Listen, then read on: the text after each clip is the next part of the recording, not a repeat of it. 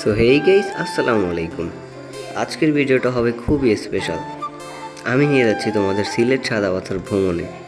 ঢাকা থেকে শুরু করে রাতারগুল, চা বাগান আর সাদা পাথর, এক এক করে সব জায়গার সৌন্দর্যই দেখতে পাবে। তাহলে কথা না বাড়িয়ে চলুন ভিডিওটা শুরু করা যাক।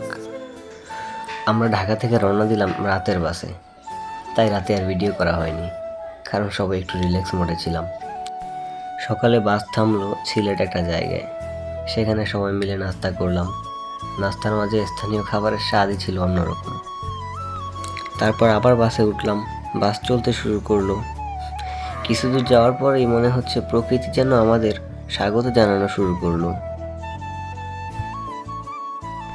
বাসের জানালা দিয়ে তাকাতেই চোখ পড়লো দুই পাশে সবুজ চা বাগান, একদম শান্ত নির্মল পরিবেশ। এবার আমি জানালার পাশে বসে পুরো ভিউটা ক্যামেরায় তুলে নিলাম। পাহাড়, সবুজে ঘেরা চা বাগান, অসম্ভব সুন্দর লাগছিল। বাস চলতেছিল, কিন্তু আমি জানালা দিয়ে অপলক দৃষ্টিতে তাকিয়েছিলাম সেই সবুজে ঘেরা চা বাগানের দিকেই। কিছু দূর যাওয়ার পরে একটা জায়গায় বাস থামলো। কিছুক্ষণের জন্য আমরা নেমে পড়লাম। টাটকা বাতাস, সবুজের সমারোহ, ছবি তোলার ধুম। আমি আর আমার ভাই একসাথে কিছু দারুণ ছবি তুললাম। তারপরে আমরা পাহাড়ে উঠলাম।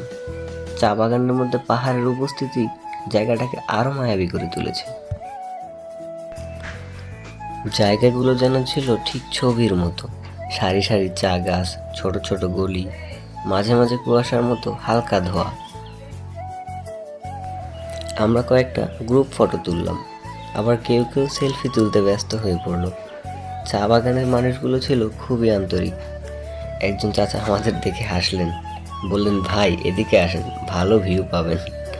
তারপর তিনি আমাদের একটা জায়গা দেখালেন, যেখানে পুরো চা বাগান আর পেছনের পাহাড় এক ফ্রেমে ধরা পড়ে। আমার কাছে মনে হচ্ছিল মাথা উঁচু করে দাঁড়িয়ে থাকা পাহাড়গুলো আমন্ত্রণ জানাচ্ছিল আমাদের। তারা যেন বলতেছিল, এসো একটু ঘুরে যাও আমার বুকে। কিছুক্ষণ হাঁটার পরে আমি ভাইয়াকে বললাম, ভাইয়া চলেন একটু উপর থেকে ঘুরে আসি। একটু দেরি না করে আমরা সবাই মিলে পাহাড়ের দিকে হাঁটা শুরু করলাম। পথটা একটু খাড়া ছিল, কিন্তু যতটা উপরে উঠছিলাম নিচের দৃশ্যটা ততই বদলে যাচ্ছিল।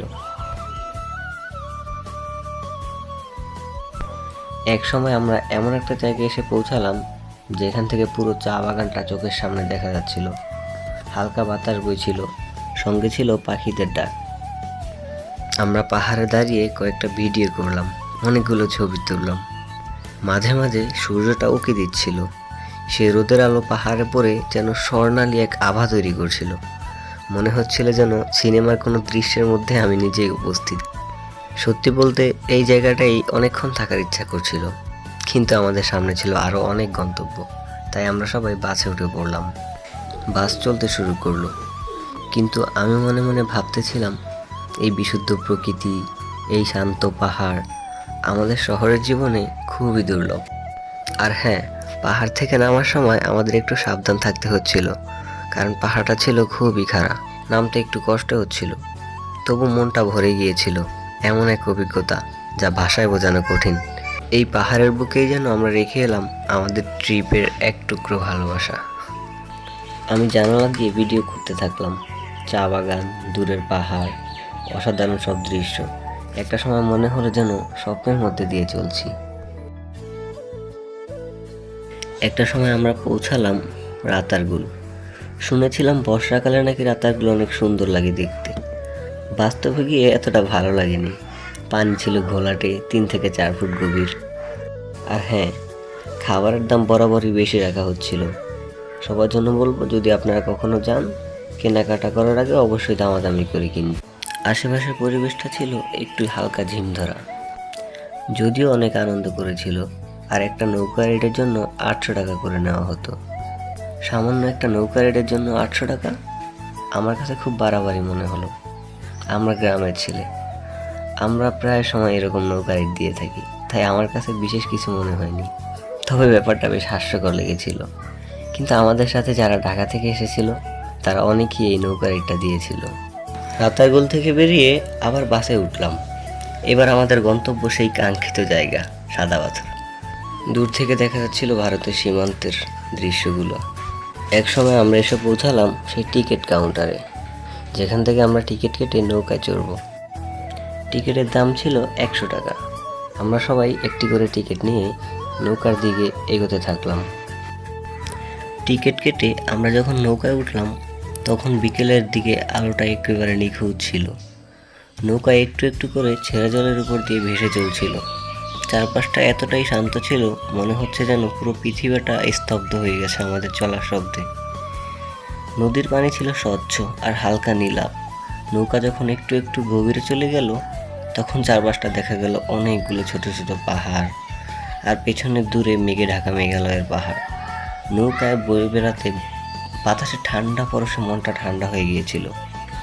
একটা সময় এমন একটা জায়গায় এলো যেখানে নদীর দুই পাশের গাছপালা জলে প্রতিচ্ছবি ফেলছিল। এমন মনোরম দৃশ্য আমি আগে কখনো দেখিনি। ছোট ছোট নৌকা এদিক সেদিক চলছিল, কারো নৌকায় পরিবার, কেউ অথবা বন্ধু বান্ধব নিয়ে ঘুরছে, আর সবাই মুগ্ধ হয়ে প্রকৃতির এই অসাধারণ রূপ উপভোগ করছে। পেছনের দিকে তাকিয়ে দেখি আমরা যেখান থেকে শুরু করেছিলাম সেটা এখন শুধুই একটা বিন্দু। এমন এক ভ্রমণ যেখানে গন্তব্য বাড়ে না, বরং চলার পথটাই যেন অভিজ্ঞতা হয়ে দাঁড়ায়। নৌকার ভেতরে আমি আর আমার ভাইয়েরা একসাথে বসে গল্প করছিলাম, মাঝে মাঝে ছবি তুলছিলাম। এই মুহূর্তগুলো যেন ক্যামেরায় নয়, মনের ভেতর স্থায়ী হয়ে থাকুক। নৌকা যত সামনে এগোলো আমরা বুঝতে পারছিলাম যে সাদা পাথরের স্বপ্নময় জগৎ কাছে চলে আসছে। নৌকায় করে আমরা অবশেষে পৌঁছাই সাদা পাথরে। সেখানে নামার পরই প্রথমে চোখ পড়ে বিশাল বিশাল পাহাড় পাথর। সেখানে গিয়ে আমি আর আমার ভাই একটা ঘোড়া রাইড নিই। 100 টাকা একজনের জন্য। প্রায় 10 মিনিটের মতো রাইডটা ছিল। ছোট রাইড হলেও মজাটা ছিল অন্য রকমের। ঘোড়া চলতে শুরু করলো, আর আমি এদিকে দৃশ্যগুলোকে একটু ক্যামেরাবন্দি করার চেষ্টা করতেছিলাম। 10 মিনিটের মতো চলার পরে আমাদের রাইডটি শেষ হয়ে যায়। আমরা তখন ঘোড়া থেকে নেমে পড়ি আর হাঁটতে শুরু করি বালুর বুকে।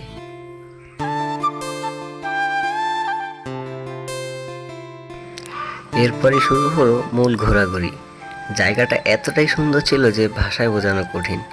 ভারতের মেঘালয়ের পাহাড়গুলো একদম স্পষ্ট দেখা যাচ্ছিল। ছবি তুললাম, হাঁটলাম পাথরের উপর দিয়ে, মাঝে মাঝে পানি ছুঁয়ে দেখলাম। একদম দারুণ অনুভূতি ছিল। সাদা পাথর আর নীল পানির সংমিশ্রণ যেন কেউ প্রকৃতির ক্যানভাসে নিজের হাতে রং তুলেছে। পানির নিচে স্পষ্টভাবে দেখা যাচ্ছিল ছোট ছোট সাদা পাথর ছড়িয়ে আছে। আমরা হেঁটে এগিয়ে গেলাম, যেখানে পাহাড় ছায়া পড়ছিল পানির উপর। প্রতিটি পদক্ষেপেই এমন একটা শীতলতা টের পাচ্ছিলাম যেন প্রকৃতি নিজেই শান্তি বিলিয়ে দিচ্ছে।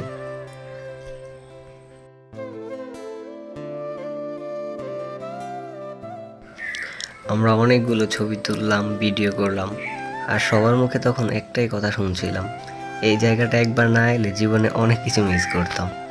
আমি পাথরের উপর বসে শুধু ভাবছিলাম এতদিন যেটা ইউটিউবে পোস্টারে দেখেছি, আর সেটার মধ্যে দিয়ে আমি নিজে হাঁটছি। এই এক টুকরো স্বর্গ যেন সারা জীবনের জন্য স্মৃতির পাতায় থেকে গেল। এতটা সময় সেখানে কাটানোর পরেও মনে হচ্ছিল, ইস, সময়টা যদি আরেকটু থেমে যেত তাহলে হয়তো আরও কিছুক্ষণ সময় থাকতে পারতাম। ধীরে ধীরে সন্ধ্যা নামতে শুরু করলো। পরিবেশে নেমে এলো যেন এক শান্ত আবেশ। মনটা একটু খারাপ লাগছিল, কারণ এমন সুন্দর জায়গা ছাড়তে কারই বা মন চায়। ভিডিওটা ভালো লাগলে একটা লাইক করে দিও। যদি পেজে দেখে থাকো তাহলে পেজটা ফলো করে দিও, আর চ্যানেলে দেখে থাকলে চ্যানেলটা সাবস্ক্রাইব করে দিও। আল্লাহ হাফেজ।